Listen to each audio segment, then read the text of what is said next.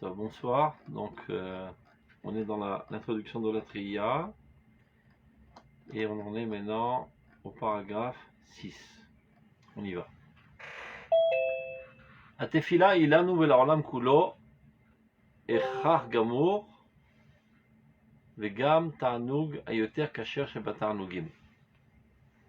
Ce qui veut dire, la prière est pour nous et pour le monde entier un besoin et aussi le plaisir, le plus grand des plaisirs kasher qui puisse exister.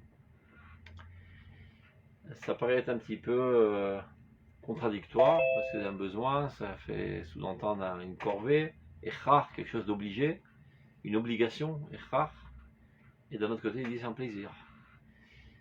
En fait, quand il veut dire echar, c'est comme un besoin corporel.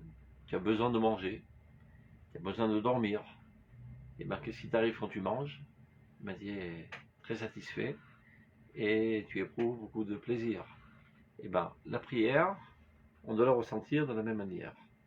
Ça veut dire, de la même manière que d'un repas à l'autre, petit à petit, tu commences à avoir faim et tu attends avec impatience, c'est quand le prochain repas pour se rassasier.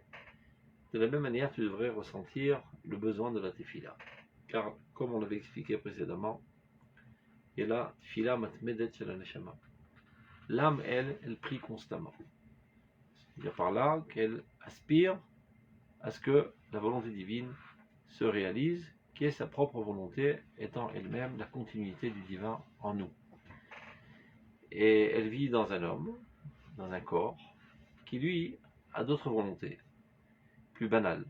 Et donc elle est un petit peu frustrée, pour ne pas dire beaucoup. Donc elle attend avec impatience quand est-ce qu'elle aura l'opportunité de s'exprimer de manière libre et de véritablement pouvoir traiter et aspirer et s'enthousiasmer des sujets qui véritablement l'intéressent. Donc elle n'a pas tellement le choix, elle est mariée avec ce corps, et ce corps, lui, il a d'autres intérêts, il a d'autres occupations qui, à ses yeux, paraissent être très très importants, mais elle, à ses yeux, ça n'a presque aucune importance. Et donc elle attend de repas en repas, quand est-ce qu'on mange?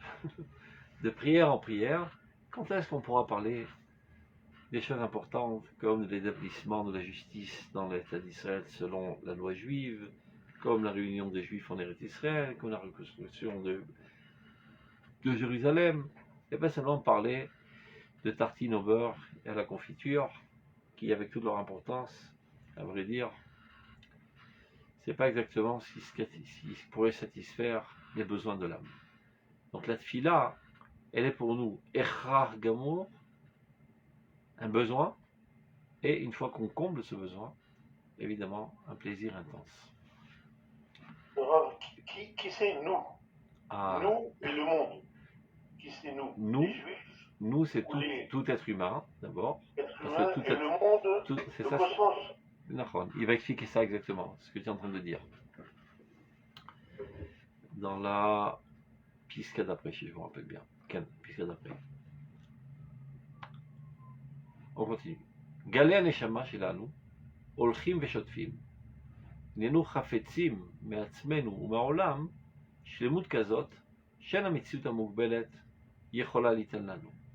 ומתוך כך הננו מוצאים את עצמנו שרויים בצרה גדולה, שדאבונה יכול להעביר אותנו על דעתנו ועל דעת קוננו. Les ondes de notre âme, les vagues qui sortent de notre âme, affluent dans un courant constant et nous désirons de nous-mêmes et du monde une telle perfection que la réalité des choses n'est pas capable de donner. C'est-à-dire on espérait un monde parfait, mais le monde pour l'instant il n'est pas tellement parfait. On voudrait bien qu'il n'y ait pas de guerre, qu'il n'y ait pas de crapulerie entre les gens, qu'il n'y ait pas de maladie, qu'il n'y ait pas d'affamé, qu'il n'y ait pas de souffrance, que tout aille pour le mieux. C'est un souhait très noble, mais ceci ne se fait pas en un jour. C'est un travail de millénaires pour aboutir à cette situation si souhaitable.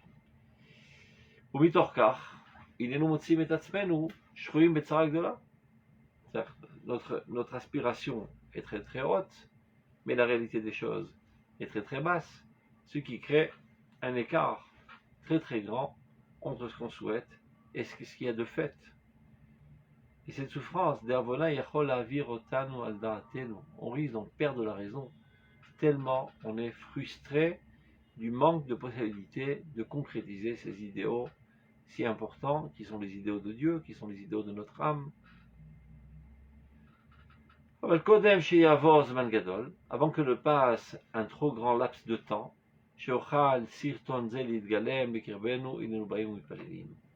avant que ce iceberg l'agrandisse et qu'on échoue sur ce iceberg, c'est une image, c'est comme si un bateau qui échoue sur un iceberg et qui fend la carcasse et qui coule. Donc avant que cela ne se propage trop, cette frustration, cette douleur, se propage trop dans notre corps, dans notre âme, dans notre personnalité, jusqu'à en arriver à une situation irréversible de désespoir, on arrive d'urgence à la prière. Et à quoi ça sert? Alors on pourrait dire que la prière, c'est une thérapie pour ne pas vivre en frustration constante. Il va expliquer.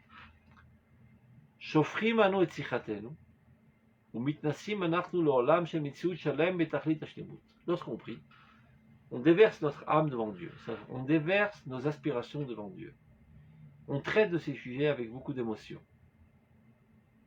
Et on plane dans un monde parfait, qui n'est pas réel pour l'instant, qui sera réel bien plus tard. Mais pour l'instant, on est au moins capable d'y penser, de s'y enthousiasmer, de vivre, ne serait-ce qu'un moment, dans cette imagination d'un monde parfait.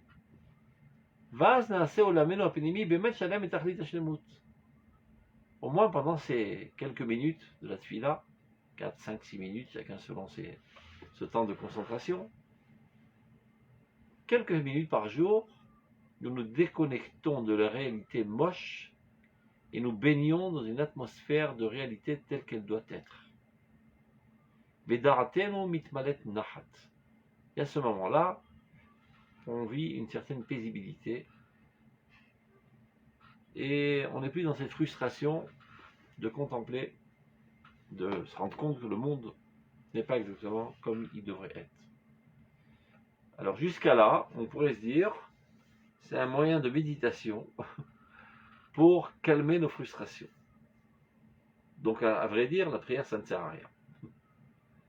C'est ce qu'on pourrait comprendre de ce paragraphe jusqu'à là. Alors regardez la suite, c'est ça qui est le plus important.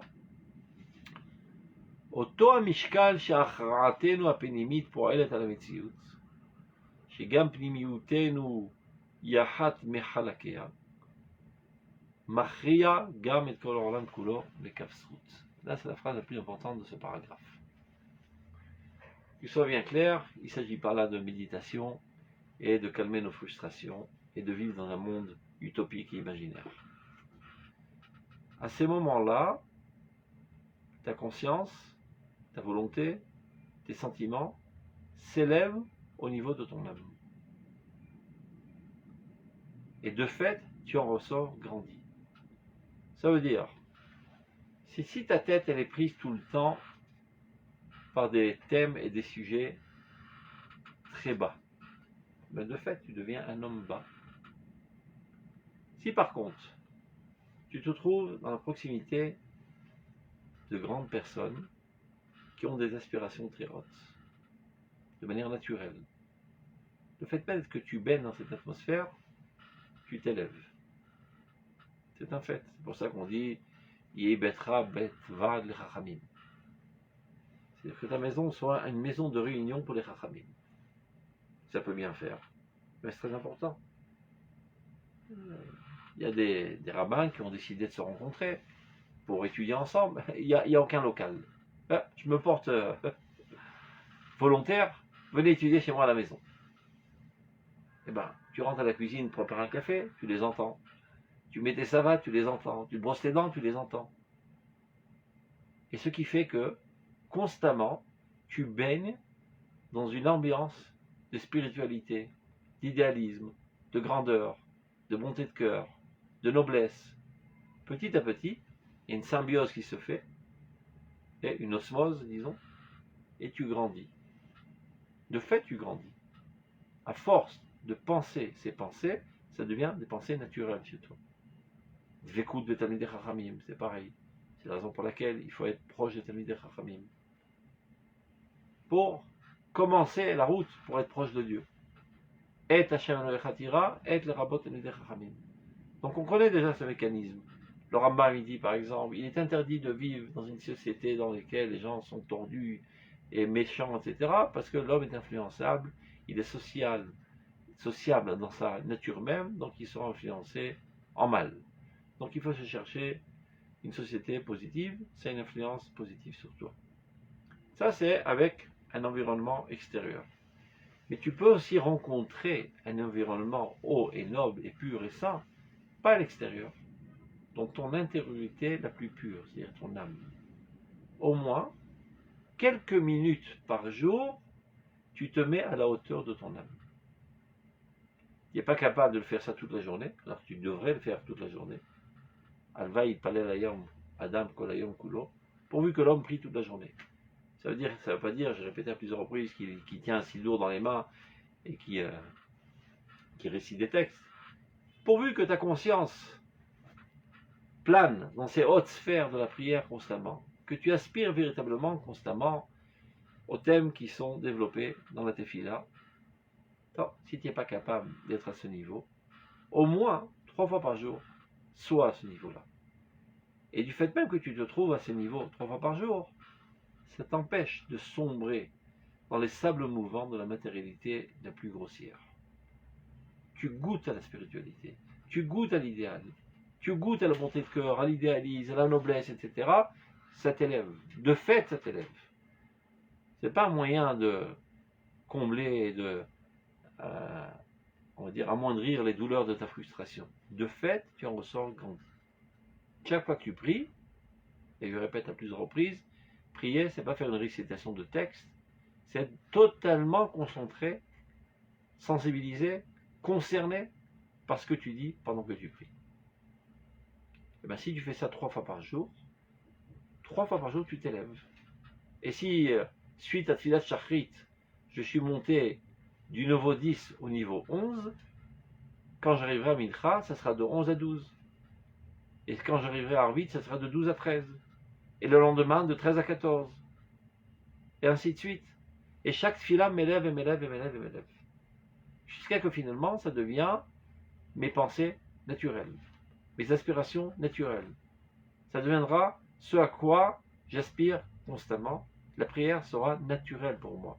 Et non pas une corvée artificielle et que je dois répéter machinalement des textes. Au contraire, quand je prie pas, je suis pas dans mon assiette. Qu'à le dire, l'assiette. Je crève de faim quand je prie pas. J'ai faim de Dieu, j'ai soif de Dieu. Et vu que toi, tu ne vis pas dans le vide, tu es une des cellules qui constituent le peuple d'Israël, lorsqu'une cellule a subi une injection de vitamines, ça se propage dans tout l'organisme. En te grandissant, tu grandis le peuple d'Israël. En grandissant le peuple d'Israël, tu grandis l'humanité entière. En grandissant l'humanité entière, tu grandis l'existence entière. Donc chaque prière, de fait, fait grandir toute l'existence. Et c'est comme ça que, petit à petit, l'écart se ferme entre l'existence réelle et l'idéal. Plus nous adhérons à cet idéal, plus nous aspirons à cet idéal, plus nous sommes motivés pour concrétiser cet idéal, plus de fait, notre volonté se développera, une volonté de faire, pour nous mobiliser, pour concrétiser cet idéal. Et c'est comme ça que l'existence avance. On prie, on s'enthousiasme, ça développe notre volonté, et on œuvre sur le terrain pour faire avancer l'existence. Et c'est comme ça que l'écart se ferme entre la réalité des choses qui est moche et l'idéal qui, lui, est sublime. Et petit à petit, on ferme l'écart. Regardez dans le texte. On reprend ça. Kodem she'avor zman gadol, c'est-à-dire suite à cette frustration de l'existence si remplie de désordre et de mocheté et de cruauté, on risquerait d'en perdre la raison tellement on en souffre. Avant d'arriver à une situation irréversible de frustration jusqu'à en perdre espoir.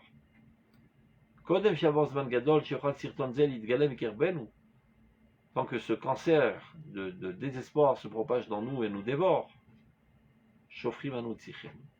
on vient d'urgence déverser nos aspirations devant Dieu. Et alors, mit nasim anachnu. Et c'est ainsi qu'on s'élève. L'olam shel metziut shalem. Quelques minutes dans la journée, on volatise dans les cieux, dans les idéaux les plus beaux, les plus parfaits. Vaz naaseh olamenu apnimi bemet shalem. Et de ce fait même, notre monde intérieur va et devient de plus en plus parfait. Vedatenu mitvalet nachat. Et alors, on est rempli de satisfaction, petit à petit.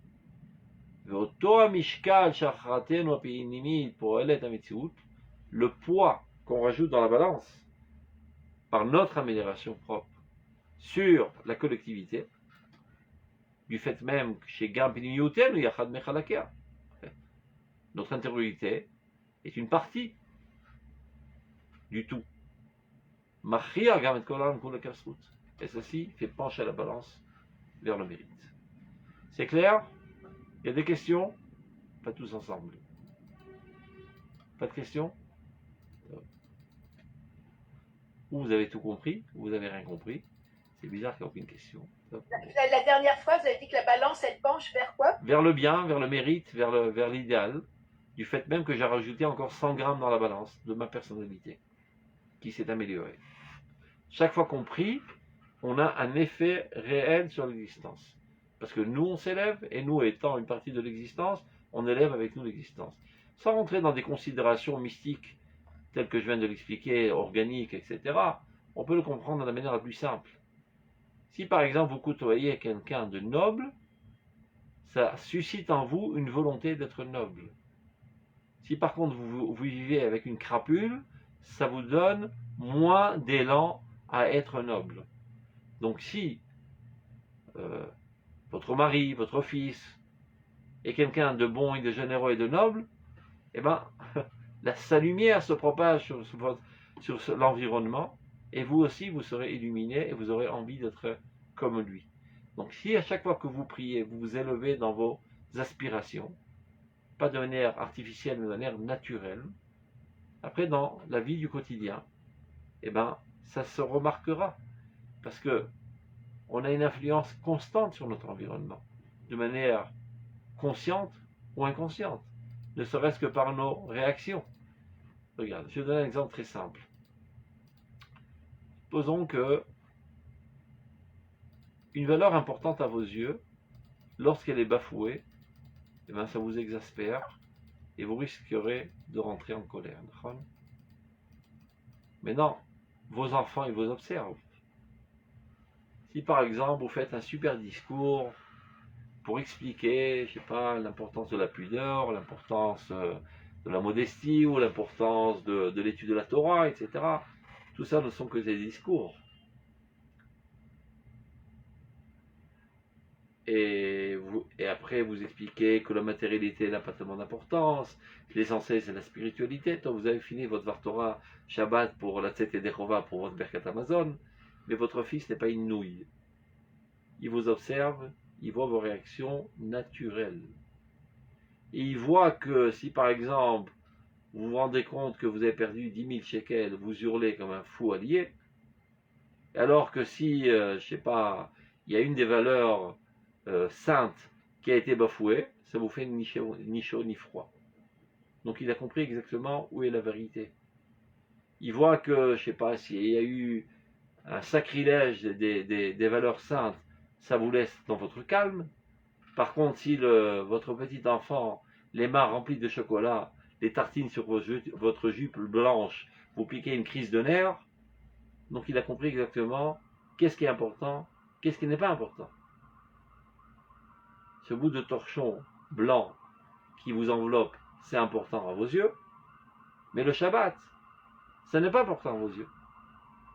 Mais si naturellement, vous êtes amoureux des valeurs saintes, des valeurs nobles, et donc ça répercute dans vos comportements constants, dans vos sentiments, dans vos exaltations. Il voit bien qu'est-ce qui vous fait larmoyer quand un idiot a rentré un ballon dans un goal, ou bien quand vous entendez que Baruch Hashem, il y a encore 50 juifs qui sont montés en Eretz Israël. Il en est imprégné, l'enfant. Et c'est pas quelque chose qu'on peut faire de manière artificielle. Ils sont pas naïfs, ils sont pas nouilles, les gosses. Je donne un exemple très simple. La Ganénette enseigne à l'école, en maternelle, la bracha de Asher Yatzar.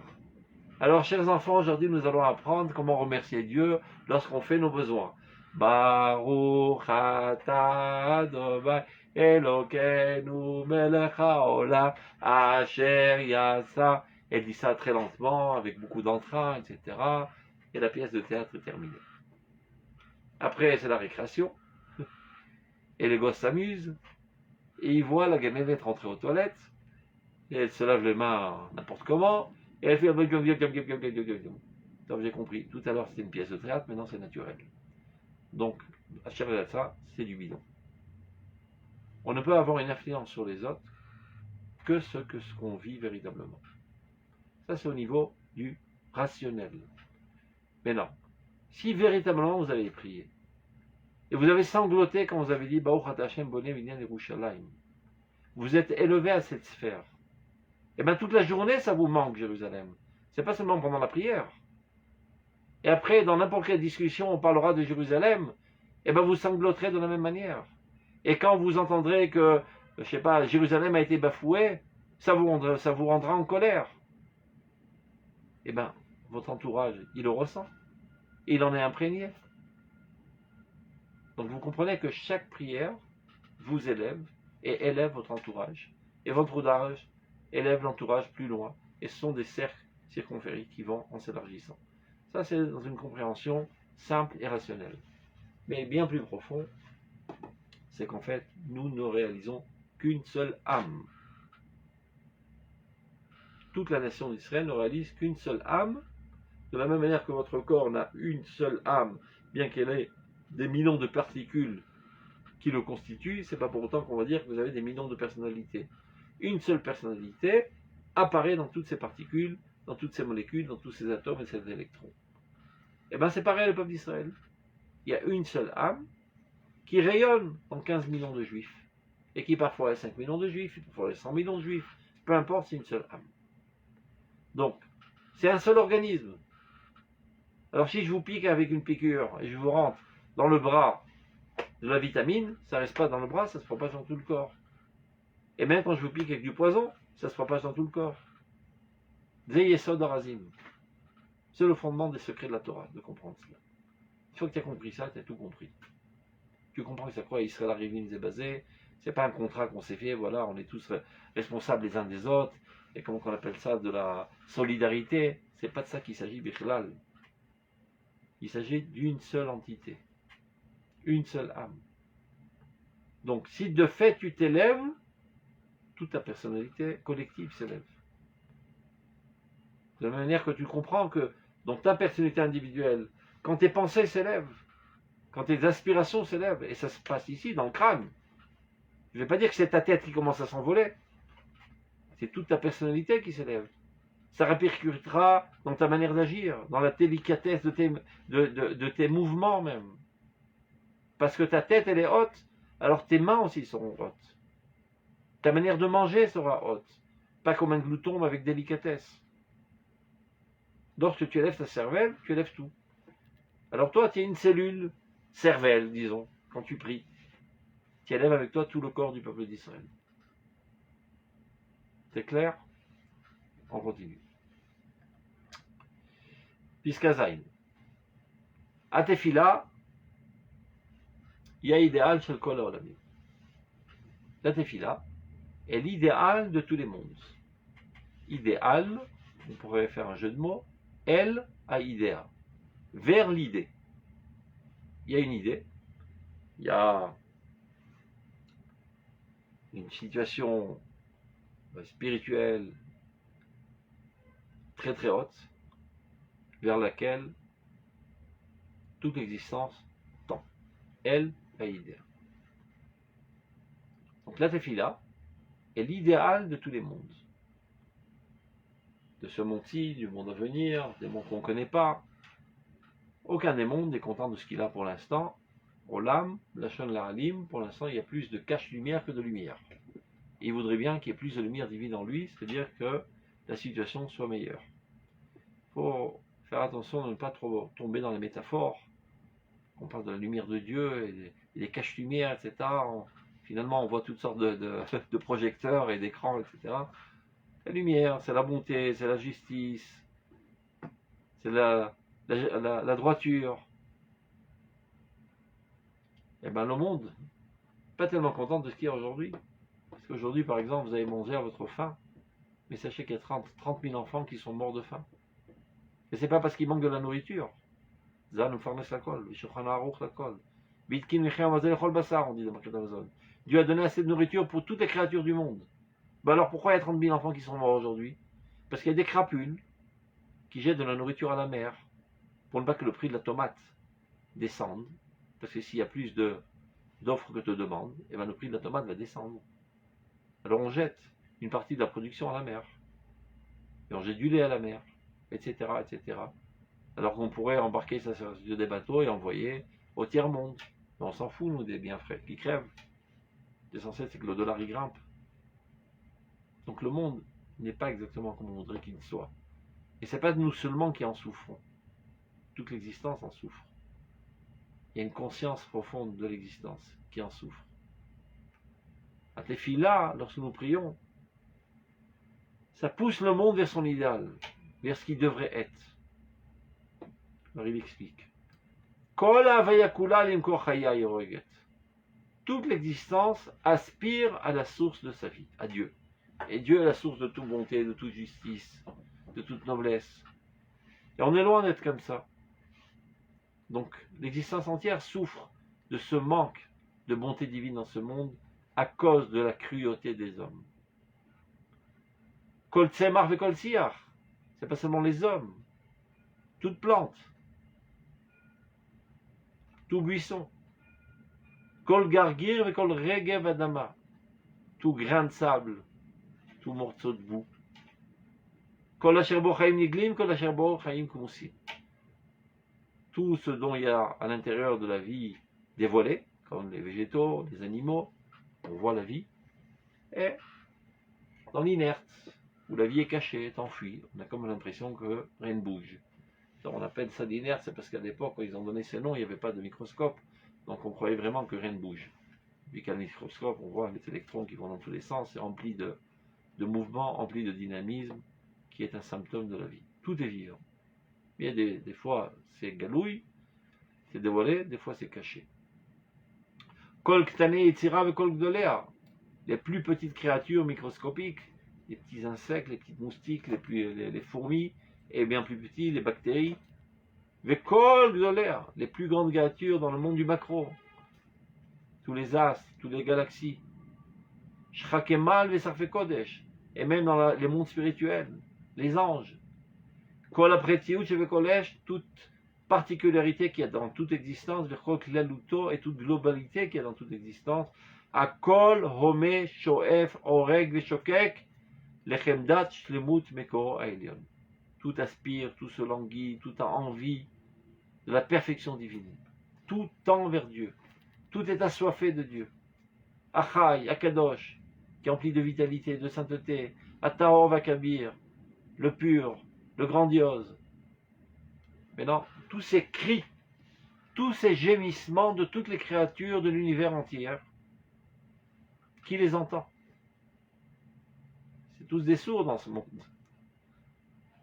Adam sofeg et kolashkikot. L'homme absorbe, entend profondément tous ces gémissements, tous ces languissements. Bechol et, à tout instant. Ou bechol shah, à toute heure. Vous mitromem ou mitaleb et chukat kocho.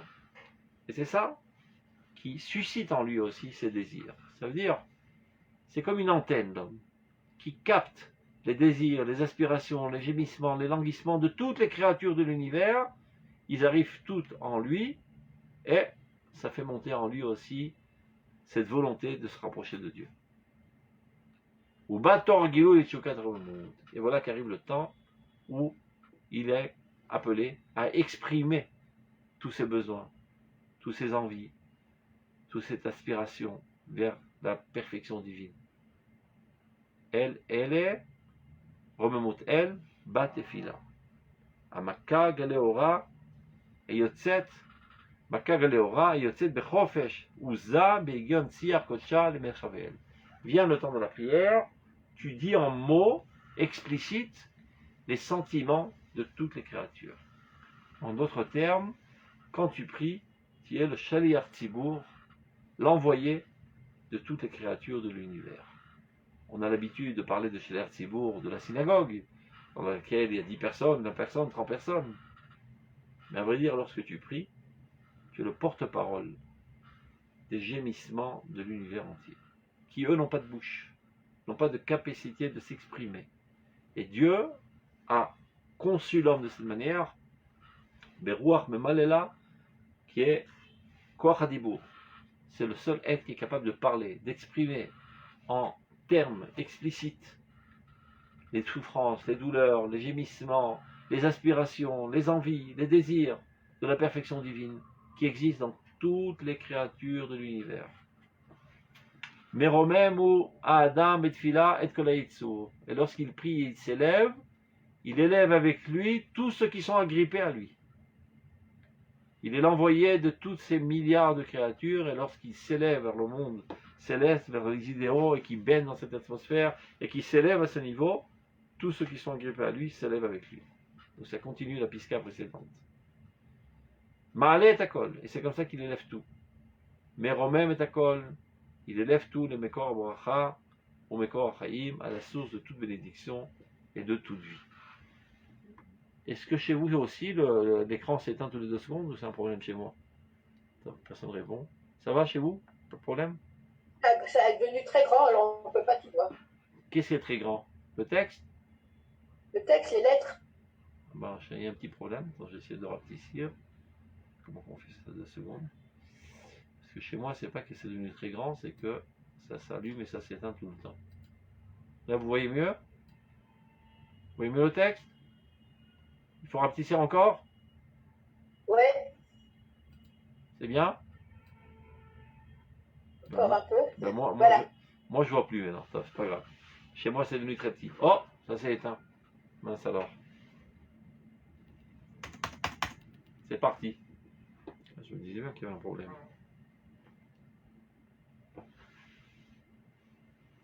Allô? C'est mon ordinateur alors qui est déclenché.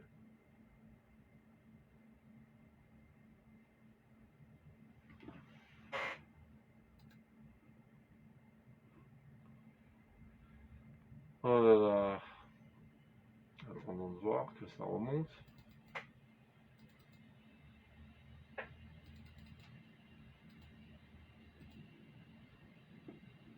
Vous êtes là? Non.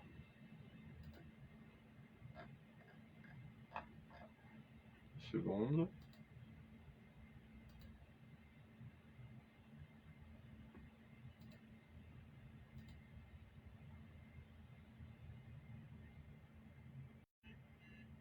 Alors, ça a coupé? Bon, ouais, je suis en train de me reconnecter, mais je sais pas, il y a un problème, je dirais. C'est moi, tu crois? Je crois que ça... Je sais pas ce qui s'est passé, ça a commencé à s'éteindre de temps en temps. Je suis retourné là, c'est bon. Voilà, un revenant. Vous êtes là? Attendez. C'est bon? Vous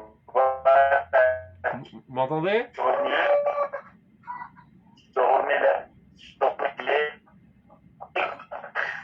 On entend tout. Super. Rabben Shushan? Oui, vous m'entendez? Vous m'entendez? Il y a un problème de connexion. Je t'entends, mais l'image n'est pas très nette. Je sais pas, je craignerais que l'internet commence à faire des problèmes. Bon, tu peux recommencer avec le texte si tu veux. Attends 2 secondes. Mais vous m'entendez d'abord? Oui, mais là ça marche. Là ça fonctionne. Moi je t'entends très bizarrement par contre. Top. Vous m'entendez bien, c'est clair? Ouais, agrandis un petit peu le texte. Johan, on entend ta voix très bizarrement, ça fait trrr, trrr, trrr. trop. Ouais, moi aussi, Comme c'est ça, là. pareil. Trop. C'est la première fois que ça arrive. Bon, il y a une première fois à tout. Mais c'est bon, dès que tu veux, je relance l'enregistrement. Ouais, c'est On bon. reprend? Ouais, moi je suis prêt. Recording in progress. Une seconde, je me retrouve la feuille d'abord. C'est bon. Vous êtes là, c'est bon? On peut continuer? Voilà. Top. Parfait. Donc on a terminé ce paragraphe, on commence le paragraphe prochain. Maintenant on rentre dans un nouveau chapitre qui s'appelle Adrachat Tefila Bechalakia. Ça veut dire les directives de la prière et les différentes parties de la prière. Alors regardez. לפני התפילה צריך להרגיש את הצורך של התפילה ואת העונג של התפילה. C'est-à-dire, avant de commencer à prier, il faut ressentir le besoin de la prière. De la même manière que tu ne peux pas te mettre à table quand il n'y a pas faim, sans quoi ça s'appelle se gaver, ça s'appelle achila gassa, et ça ne sert pas à grand chose. Tu ne peux pas arriver à table sans être affamé. C'est la meilleure des manières de manger de manière saine. Et bien pareil, on ne peut pas envisager que tu viennes prier alors qu'il n'y a pas envie de prier. Il n'y a pas un besoin de prier. Et si tu viens de cette manière prier, sans aucun doute que tu ressentiras un plaisir intense parce que tu combles un besoin. Toute chose qui ne vient pas combler un besoin, eh ben c'est une corvée. Et c'est quelque chose d'insupportable. Alors, vous pourrez me dire, mais je suis pas là, comment je vais faire pour avoir envie? J'ai pas envie. Ben, tu n'as pas envie parce que tu comprends pas de quoi il s'agit. Pour être besimcha, pour être en joie lorsqu'il y a une activité quelconque, il faut y penser. D'ailleurs, besimcha, c'est otiot marshava, la pensée. C'est-à-dire, tant qu'il n'y a pas compris la grandeur de l'activité qu'on est en train de faire, ça ne risque pas de te combler de joie parce qu'à tes yeux, c'est quelque chose de dérisoire. Donc, d'où l'importance d'étudier ce qu'on est en train d'étudier, ce qui s'appelle Iyun Tefila. La compréhension de la Tefila. Comment ça marche, quels sont les mécanismes, et est-ce qu'on change la divinité, tout ça, ce sont des sujets qu'on va apprendre, et c'est essentiellement de comprendre que on doit être constamment assoiffé de ces idéaux, c'est notre rôle, c'est notre vocation, c'est la raison pour laquelle nous avons été créés, et que tant qu'on n'en est pas là-bas, ben on est en train de perdre notre temps à rien. Alors, l'ifna tefila, c'est l'argish et tzorech shel tefila et ha'onek shel tefila. Pour pouvoir réussir à prier, il faut arriver dans une situation dans laquelle tu ressens un besoin intense de prier. Tu te languis de Dieu. Ça fait longtemps que je n'étais pas en intimité avec Dieu. Ça fait longtemps que je n'ai pas exprimé ces idéaux. Ça me manque. Et maintenant que je les exprime, eh ben ça m'emplit de satisfaction. Maintenant, là on arrive à un sujet très important qu'on avait commencé à développer par cœur, mais voilà, c'est là l'endroit où il en parle dans le texte.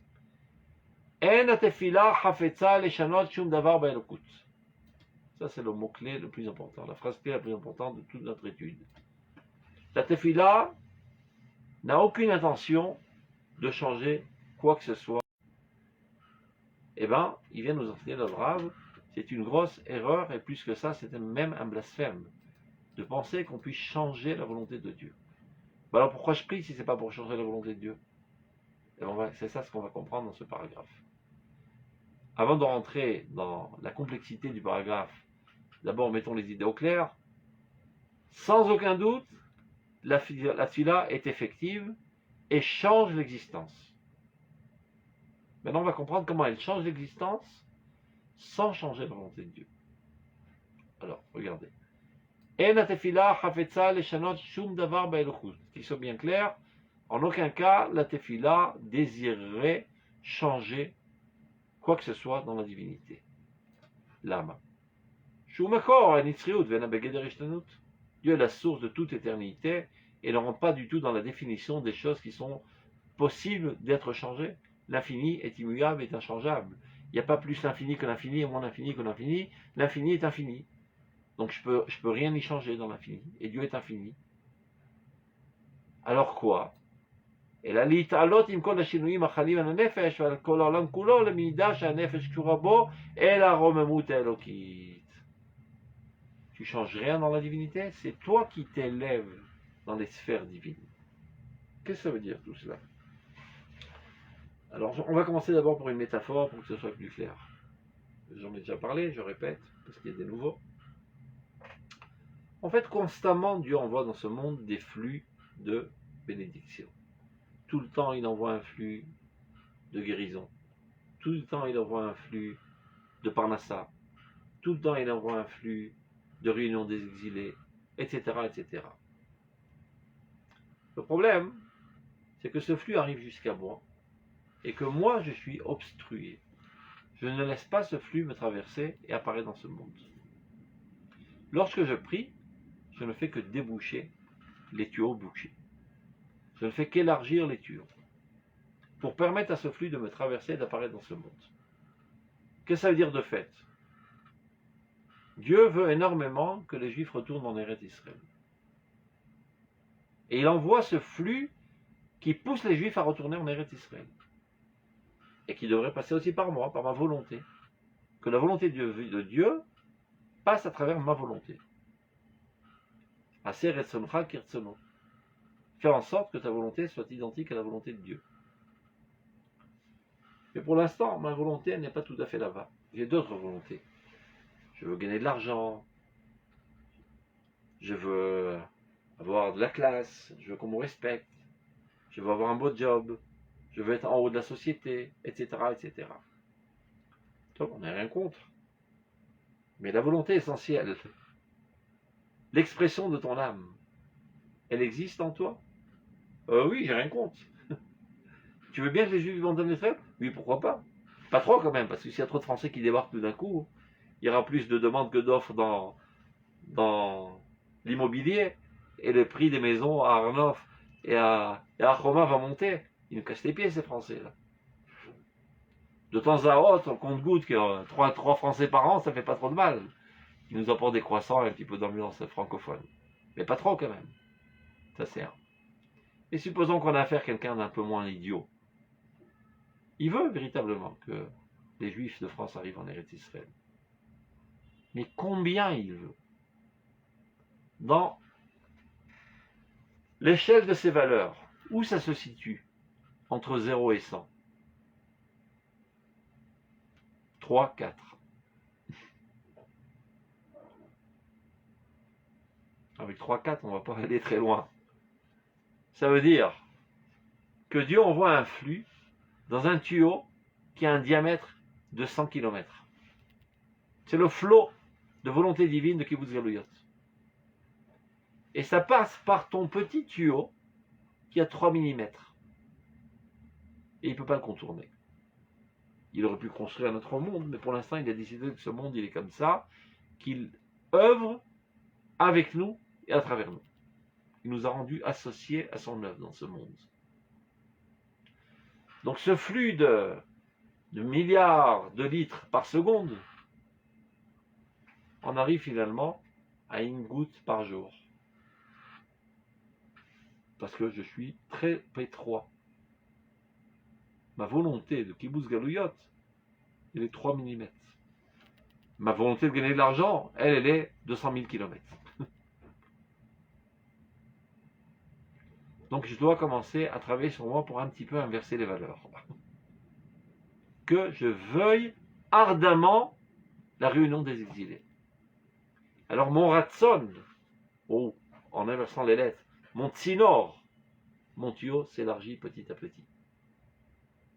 Plus je veux, plus mon tsinor s'élargit. Et plus le flux divin peut apparaître. Et affluer à travers moi et se propager dans l'existence. Chaque fois que je prie, de manière sérieuse, j'effectue un véritable changement dans l'existence. Mais pas en changeant la divinité, Chazé Shalom, en permettant au flux divin de me traverser davantage, en m'ouvrant davantage. Ça, c'est dans la réunion des exilés, ça peut être dans la construction de Jérusalem, ça peut être dans la Refoua. Refoua aussi, c'est pareil. Je te dis, est-ce que tu voudrais bien qu'il n'y ait plus de malades dans les hôpitaux? Mais bien sûr, c'est mon souhait le plus noble. Combien tu veux entre 0 et 100? 10. Il peut mentir, il peut dire 100. qui est prêt à renoncer à $1 milliard pour qu'il y ait un malade de moins à l'hôpital, il faudrait que j'y réfléchisse. Donc, sincèrement, dans ton échelle des valeurs, d'accumuler des pesetas dans ta poche, c'est bien plus important que le voisin d'en face n'ait pas le cancer. Personne t'écoute. Hein. Parle avec toi-même. Combien tu es prêt à renoncer de ton confort pour qu'une autre personne ne souffre pas? Je suis assez altruiste, mais quand même, il mène un nili-mili. Il faut aussi se soucier de mon avenir. Ça va, on n'a rien contre. Mais sache au moment où tu t'en trouves. Arrête de te mentir. Alors va prier. Va grandir. Sors de ton égoïsme. Sors de ton égocentrisme. Et une pensée positive pour le peuple d'Israël. Pour le dévoilement de Dieu dans ce monde. Pour l'arrêt des souffrances, des douleurs. Veuille véritablement. Pas, tu dis des choses machinalement comme un perroquet. Est-ce que tu le veux ardemment? C'est sur ça que tu travailles pendant la tfila. Tu vas en grandissant dans tes volontés au niveau des émotions. Au niveau des compréhensions, ça tu l'as fait là, au Beth Midrash, qui a compris que l'idéal divin est que le royaume d'Israël soit édifié, que le peuple d'Israël soit sur sa terre, que Jérusalem soit reconstruite, que le Beth Amikdash se tient au centre de l'univers. Ça, tout ça, tu l'as compris intellectuellement parlant. Et tu es capable de donner une super conférence sur ça. Mais est-ce que tu le veux? Ouais, bien sûr, je suis pour. Je suis religieux, non? J'appartiens au clan des religieux et selon la charte des religieux, on devrait vouloir la reconstruction de Jérusalem. Donc j'ai signé, je suis pour. Ça, c'est des mots. Est-ce que tu le veux? Est-ce que tu en pleures? Est-ce que tu en dors pas la nuit? Eh ben non. Soyons francs, non. C'est pas la chose qui m'est le plus cher encore. Donc au moins, je sois conscient où je m'en trouve. Je suis encore au niveau 1.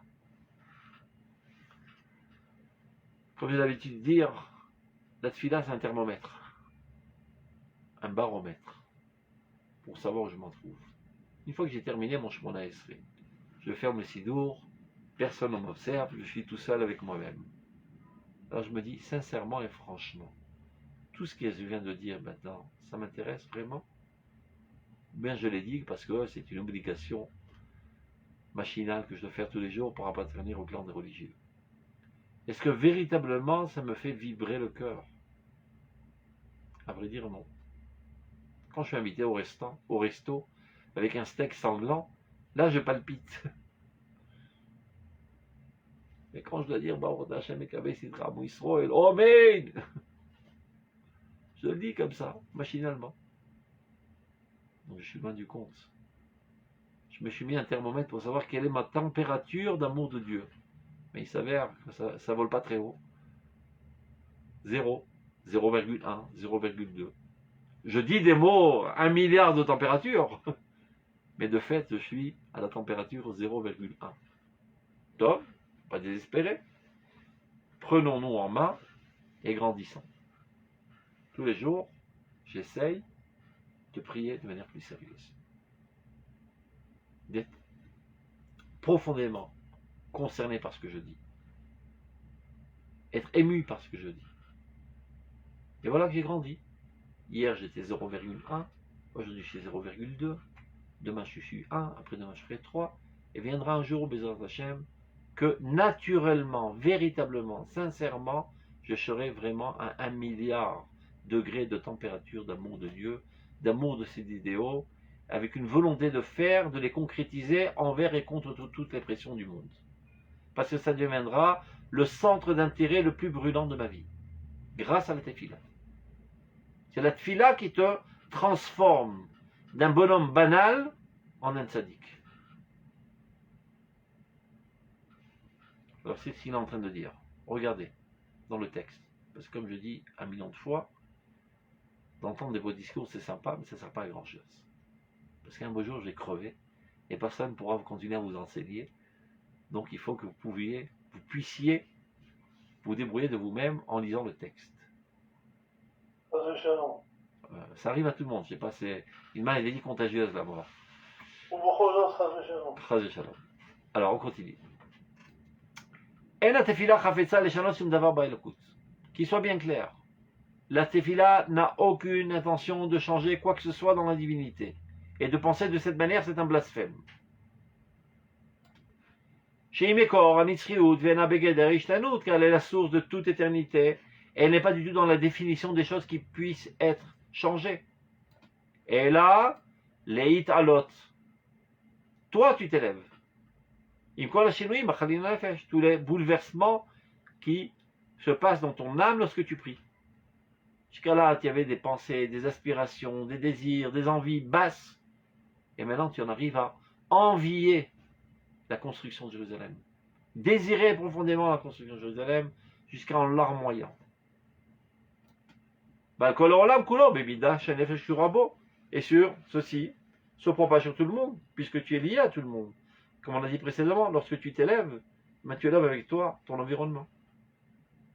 Et la Rome Moutelokit. Ça nous élève, nous, à la hauteur, à la grandeur divine.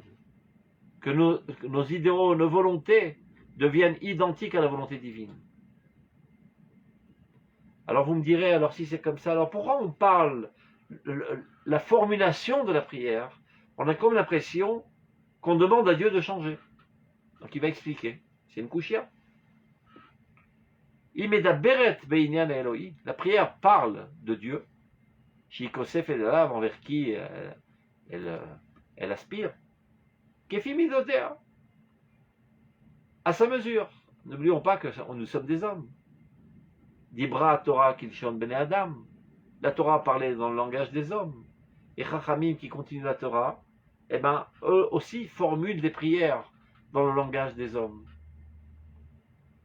On dit les yeux de Dieu, la main de Dieu, les pieds de Dieu. Il y a plein de psukim qui parlent comme ça. Quoique c'est un blasphème. Dieu n'a pas d'yeux, n'a pas d'oreilles, n'a pas de pieds. Ouais, on veut dire l'action divine, le fait que Dieu nous regarde. On dit ça comme ça, les yeux de Dieu. L'action divine, Yad Hashem, Zroa Hashem. Donc on parle dans un langage humain, à la mesure de l'homme, avec sa petitesse, avec le fait qu'il soit un être fini. Et on parle de manière totalement libre, Bechofesh Gadol. On ne se met pas les gants. Alors il donne un exemple.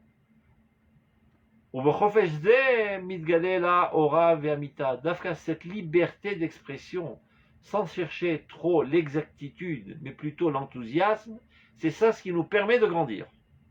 Il va expliquer, regardez. Imidaberet al Hashem. Là, une personnification de la prière, comme si c'est la prière qui parle. C'est le prieur, en fait. La prière parle de Dieu, qu'El Melech Moshel A'alou Lishtanot. Comme si on avait affaire à un grand gouverneur, un grand roi, qui serait susceptible de changer de volonté, ou bien qu'elle avamucha les shiluim, ou bien un papa qui risquerait, qui serait susceptible de changer, ou qu'elle tzaddik venadiv, ou un grand tzaddik, ou une personne généreuse, amosif tzedaka, qui rajouterait de la tzedaka, de l'aumône, venedivut, et de la générosité, à l'aider torut meroach acher, lorsque quelqu'un viendrait l'implorer. Le roi, il est là, il est dur et sec comme une pierre. Et je viens, je le supplie, et je pleure. Tov, tu as réussi à me rentrer en émotion. Tov, donnez-lui un seau de sang, lui. Annulons-lui le verdict.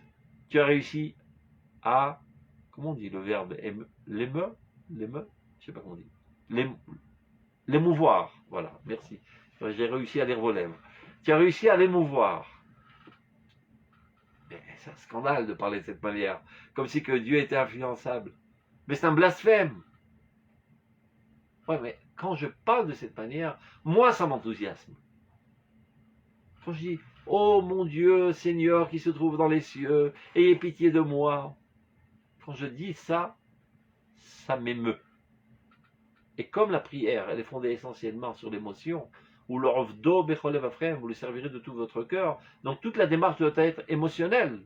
Donc Rachamim ont trouvé les mots qui sont capables de jouer sur les fibres de notre âme.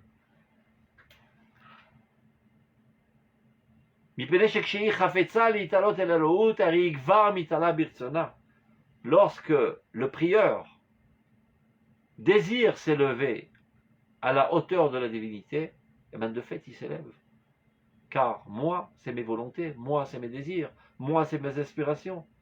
Et donc si pendant ces quelques minutes pendant la journée, j'en arrive à pouvoir m'émouvoir, ou m'émeut, je ne sais pas comment on dit, stop, vous m'expliquerez après, c'est très compliqué le français, à ces hautes sphères d'idéal divin, et bien c'est toute ma personnalité qui s'élève. Veretsona, car la volonté de l'homme est l'essence même de son être. Donc, pour conclure, on a appris, parce qu'il est bientôt 7 heures, c'est l'heure de terminer, donc je vais me faire gronder par Yohan. Alors, pour conclure, avant la tfila, il faut ressentir le besoin de la prière, et pas arriver comme ça, gavé, avec aucune envie. Il y a des gens qui arrivent en catastrophe, ils disent je vais mettre, calmos, arrive 5 minutes avant, réfléchis, tu vas te tenir devant Dieu, reprends tes esprits, comprends quelle est ta vocation dans le monde, quel est ton rôle dans le monde, et voilà, maintenant je me mets dans l'activité essentielle de la journée. La raison pour laquelle mon âme a été envoyée dans ce monde, c'est de faire avancer les idéaux divins, et voilà, maintenant je rentre dans le laboratoire divin pour faire avancer l'existence vers cet objectif. Et à force d'y penser, j'en comprends l'importance, et alors cette activité m'emplit de simcha. Donc, marshava, otiot, besimcha. Je pense à quelque chose, vas-y chashuv. Rien ne peut être chashuv, im lo chashavta alav ifneze. C'est pas par hasard que c'est la même racine, il faut toujours chercher l'étymologie des termes en hébreu. Chashuv, marshava, besimcha. Rotze, rat, merutze. Quelque chose que tu veux, tu es à court. Et une fois que tu l'as fait, tu es satisfait. Merutze. C'est la même racine. Ça, c'est ce qu'on a appris la première phrase. Le reste du paragraphe, qu'il soit bien clair, ne rentrons pas dans ce blasphème. Lorsqu'on prie, nous n'avons aucune intention de changer la divinité, mais nous de nous élever dans les hautes sphères de la divinité. Et en cela, nous changeons l'existence. En cela, nous permettons au flux divin d'apparaître dans ce monde. Et nous sommes associés à Kadosh Baruch Hu dans l'amélioration de ce monde. C'est clair? Il y a des questions? Silence total. C'est comme si on vous a coupé la langue. Je crois que je vais faire la grève. S'il n'y a pas une question par 5 minutes, j'arrête le cours. Donc, portez-vous bien. Shabbat Shalom. À la prochaine. Comme tout. Shalom, shalom. Comment qu'on arrête ça? C'est là. Stop, share. Leave. Shalom. Leave meeting. Yofi.